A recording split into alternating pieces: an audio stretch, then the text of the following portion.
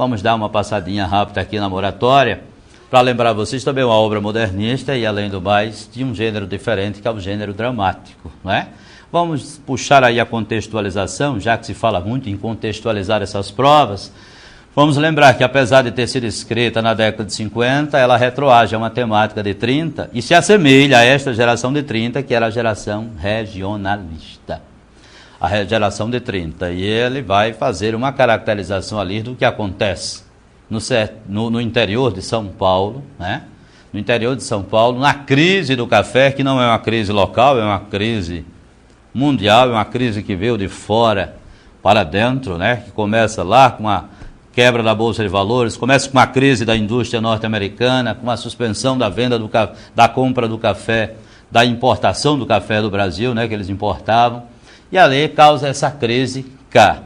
E você vai lembrar que haviam duas crises, a crise econômica e a crise política. A crise política, que é a crise da política do café com leite, que vai culminar ali com a Era Vargas, o início da Era Vargas.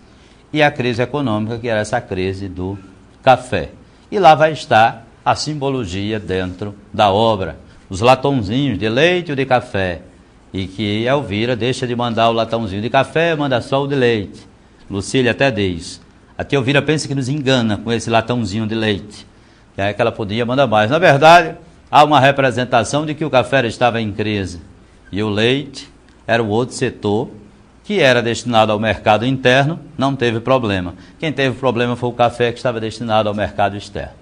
Joaquim, como representante de uma aristocracia rural falida, em função dessa crise e que decaiu. E ali a gente pode ver a simbologia no palco, em primeiro plano, o primeiro plano em baixo relevo, que representa a pobreza deles, e o segundo plano em alto relevo, que é o passado de riqueza deles. Então ali a queda social que essa aristocracia sofreu, a gente vê na representação do próprio palco, né? A máquina como símbolo da industrialização, porque a máquina vai ser o novo elemento de sustento daquela família, e a máquina da indústria vai ser o novo meio de produção de riqueza desse país, que antes era o café, passou a ser agora a máquina, né? Mas ela é um elemento subjetivo. O movimento de cena, gente, é um movimento de zigue-zague, como a costura de um remendo, né? O movimento de cena. E aquela máquina vai simbolizar esse movimento como a costura, diríamos, do autor ou do próprio texto. Vamos falar do texto. Tem um tecido da história daqueles personagens que vai sendo costurado de cena a cena no movimento de zigue-zague. A máquina pode ser esse elemento subjetivo que vai costurar o tecido da história dessa família, que se partiu num passado de riquezas, num presente de pobrezas, né? Vamos perceber ainda a simbologia do galho de jabuticabeira, chega florido. Lucília olha para o pai e diz: papai, ele vai também voltar com a gente, não vai? Aí ele diz: ele quem, minha filha? O galho de jabuticabeira. Claro, minha filha, você lembra como ele chegou aqui florido? Ora, ele vinha de um período de prosperidade e de riqueza. O galho fica lá de enfeite, seca. E o galho seco é um período de escassez, de pobreza, não é? Mas não é só isso. O galho permanece lá pelo apego daquele homem às suas terras. Ele tinha um apego muito grande àquelas terras, não é? Ora, herdou do pai, que herdou do avô. Ele, aos 70 anos de idade, de repente se vê pobre, coisa que nunca foi. Mas para Joaquim as coisas foram muito cruéis, né? Joaquim vai perder o poder financeiro. Com isso ele perde todo o resto. Ele perde o status social, ele perde o poder político e, por último, ele perde a autoridade patriarcal. Que autoridade patriarcal ele tinha numa sociedade machista onde a filha não podia nem estudar e agora era a filha que sustentava a família. E o filho chega para ele e ele diz: você se atreve a me condenar? E o filho diz: atrevo sim, porque foi o senhor que fez as coisas erradas, foi o senhor que perdeu, que vendeu o café fiado e que contraiu dívidas e mais dívidas. E quando ele pergunta: você se atreve? Eu digo: me atrevo sim. E aquele é o momento de perda da autoridade patriarcal de Joaquim, né? Então ele perdeu tudo. E aquela esperança dele de ter as terras de volta, primeiro com a nulidade, você vai lembrar bem dessa sequência, né? Tinha que primeiro anular a venda da fazenda para ele ter essa fazenda de volta. Mas só a fazenda de volta não daria resultado. Ele tinha dívidas, as dívidas não estariam anuladas, voltariam a ser cobradas, ele não tinha dinheiro para pagar, perderia a fazenda outra vez. E ali vem a outra esperança, que é a moratória. Se o governo decretasse a moratória, aí sim, ele teria condição e tempo para arranjar dinheiro para pagar. Seria perfeito para Joaquim. A justiça lhe concedendo a nulidade e o governo lhe concedendo a moratória. Para ele seria perfeito, coisa que não dá tempo de acontecer para ele. Primeiro, a justiça não vai lhe conceder. E eu quero que você ligue essas duas ideias. Nulidade está ligada à justiça. Moratória está ligada ao governo, à decisão de governo. Né? Veio primeiro o quê? A nulidade. Depois viria a moratória. Na verdade, a nulidade não veio, pouco importava se a moratória viesse ou não. Né? A verdade é que estava ali o fim de Joaquim Triste e ali estávamos configurado a decadência de toda uma aristocracia rural. Aí eu vou lembrar também a você que nesse mesmo período de 30, não da década em que a obra foi escrita, mas o período da história, 30, acontecia outra decadência, a decadência rural da aristocracia carnavieira. Né? Lá, aqui no Nordeste, estava acontecendo esse período, que vai ser muito bem retratado por José Lins do Rego, José Américo aqui, que é a queda dessa outra aristocracia rural. E que na década de 30, a geração de 30 retrata isso muito bem. De repente, nessa perspectiva de contextualização, quem sabe eles não possam cobrar de vocês que mais que outra aristocracia vai acontecer a queda de que outra aristocracia e que tem toda uma ligação histórica, literária, porque foi explorado literariamente. Né?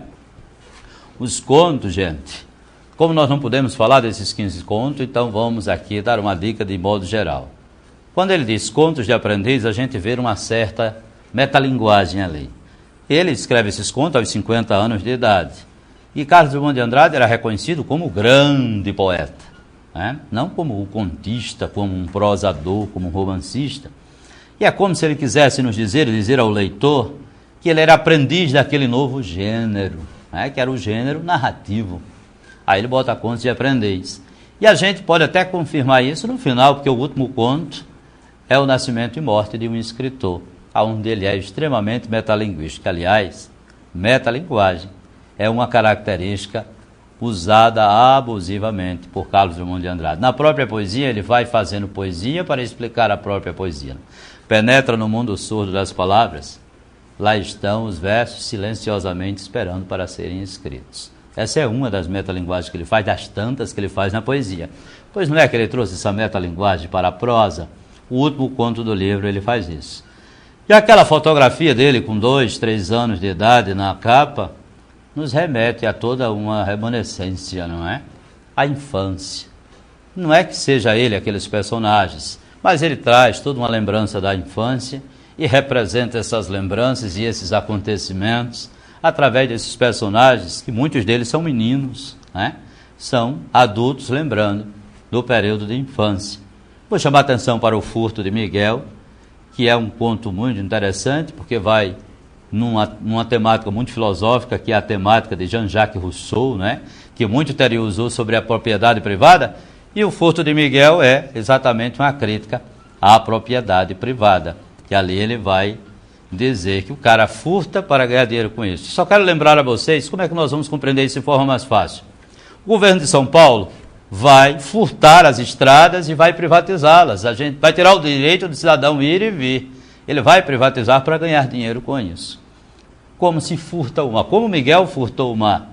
A gente vê os governos furtando também a natureza, a terra. Os coronéis furtaram muitas terras. Como é que se explica essa quantidade de terra cercada, de Touros até Osório, no Rio Grande do Sul, toda a BR-101, cercada?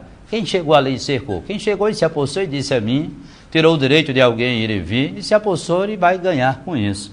O Furto de Miguel tem esses aspectos. Mas atente para o conto sorvete, muito metafórico, não é? Aquele desejo daquele menino seguido de uma decepção muito grande. Salvação da alma. Nós vamos ter ali o desejo de mudança de Miguel, motivado por uma culpabilidade cristã. Ele, pela culpa cristã, ele quer mudar. Mas ele também mostra para a gente que mudar não é tão fácil assim. não basta querer, não é? E ali a gente não vai ter muito tempo para dar dica para vocês sobre as crônicas, mas basta vocês lembrarem que crônicas é essa coisa do dia a dia, extraída do dia a dia, que tem uma grande temática, muitas temáticas, né? De coisas bem Brasil, como o futebol, né? Futebol bem Brasil, mas a modernidade. Mas ali basta vocês olharem esses aspectos e lembrar da teoria da crônica, que é um texto extraído do cotidiano, do dia a dia, e que traz esse sistema bem brasileiro, como no caso é o futebol, tá bom?